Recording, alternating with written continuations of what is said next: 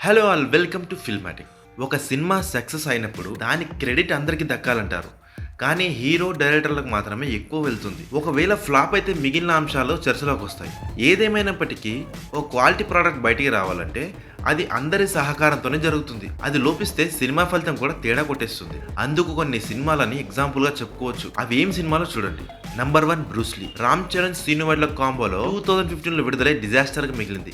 ఈ సినిమా షూటింగ్ టైంలో డైరెక్టర్ శ్రీను వైట్ల, రైటర్ కోన వెంకట్, గోపి మోహన్ల మధ్య మనస్పర్ధలు ఏర్పడ్డాయి. సినిమా రిలీజ్ అయ్యాక కూడా వీరు ఒకరిపై మరొకరు మాటల యుద్ధానికి దిగడం కూడా జరిగింది. నంబర్ 2 బ్రహ్మోత్సవం. మహేష్ బాబు, శ్రీకాంత్ అడ్డాల కాంబోలో 2016లో రిలీజ్ అయ్యి పెద్ద డిజాస్టర్ అయింది. ఇదే కాంబినేషన్ లో సీతమ్మ వాకిట్లో సిరిమల చెట్టు అనే హిట్ సినిమా వచ్చింది. అయితే బ్రహ్మోత్సవం సినిమా ప్రాపర్ స్క్రిప్ట్ లేకుండా సెట్స్ పైకి వెళ్ళింది. మహేష్ బాబు గారు కూడా ఒక నిర్మాతగా వ్యవహరించాడు. అందువల్ల మహేష్ శ్రీకాంత్ల మధ్య గ్యాప్ ఏర్పడింది. సినిమా అవుట్పుట్ కూడా అలాగే వచ్చిన సంగతి తెలిసింది. నంబర్ 3 ఎన్టీఆర్ కథానాయకుడు, మహానాయకుడు. ఈ ఎన్టీఆర్ బయోపిక్ ని ముందుగా తేజ దర్శకత్వంలో స్టార్ట్ చేశారు, కానీ బాలయ్య తేజల మధ్య కనెక్టివిటీ కుదరలేదు.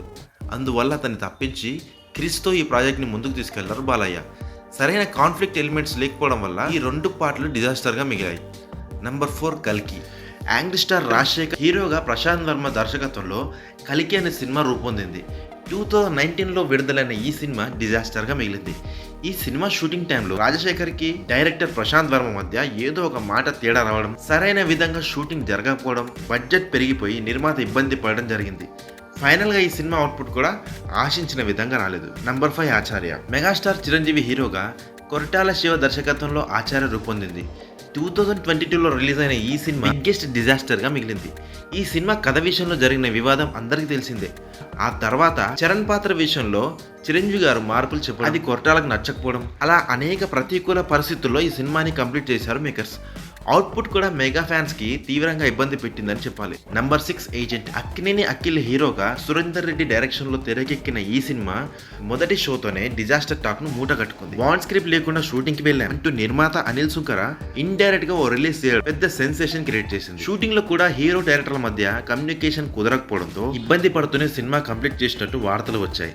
అవుట్పుట్ చూశాక అది నిజమే అని ఒప్పుకోలేక తప్పలేదు. Number 7 extraordinary man. Nithiin Vakkantham Vamsi కాంబోలో రూపొందిన ఈ సినిమా గత ఏడాది రిలీజ్ అయి ఫ్లాప్ అయింది. స్క్రిప్ట్ విషయంలో హీరో, డైరెక్టర్, నిర్మాతల మధ్య సఖ్యత లోపించడంతో సినిమా అవుట్పుట్ తేడా కొట్టేసింది. Number 8 devil. కళ్యాణ్ రామ్ హీరోగా తెరకెక్కిన ఈ సినిమాకి ముందుగా నవీన్ మేడారం డైరెక్టర్గా ఎంపికయ్యారు, కానీ చివర్లో అతని పేరు తీసేసి డైరెక్టర్గా అభిషేక్ నామా పేరు వేసుకోవడం పెద్ద చర్చనీయాంశం అయింది. సినిమా కూడా అంతగా ఆడలేదు. నంబర్ 9 గుంటూరు కారం. త్రివిక్రమ్ ఈ సినిమాకి ముందుగా అనుకున్న కథ ఒకటి, తర్వాత మార్చిన కథ ఒకటి, ఫైనల్ గా బయటికి వచ్చిన కథ ఇంకోటి. పూజా హెగ్డే హీరోయిన్ అనుకున్నారు, ఆమెను తప్పించి శ్రీలీలను మెయిన్ హీరోయిన్ చేశారు. ఇలా చాలా క్రియేటివ్ డిఫరెన్సెస్ నడుమ తెరకెక్కిన ఈ సినిమా కూడా ఆశించిన సక్సెస్ ను అందుకోలేదు. నంబర్ 10 భారతీయుడు 2. కల్ట్ బ్లాక్ బస్టర్ భారతీయుడికి సీక్వెల్ గా రూపొందిన భారతీయుడు 2 ఇటీవల ప్రేక్షకుల ముందుకు వచ్చింది. ఈ సినిమా షూటింగ్ టైంలో ప్రమాదం చోటు చేసుకోవడం, ఆ తర్వాత బడ్జెట్ పెరిగిపోయిందంటూ శంకర్ పై నిర్మాతలు ఫైర్ అవ్వడం, ఈ గొడవలతో శంకర్ బయటికి వచ్చేసి గేమ్ చేంజర్ మొదలు పెడితే లైకా వారు శంకర్ పై కేసు వేయడం, ఇలాంటి వివాదాలు ఎన్నో చోటు చేసుకున్నాయి.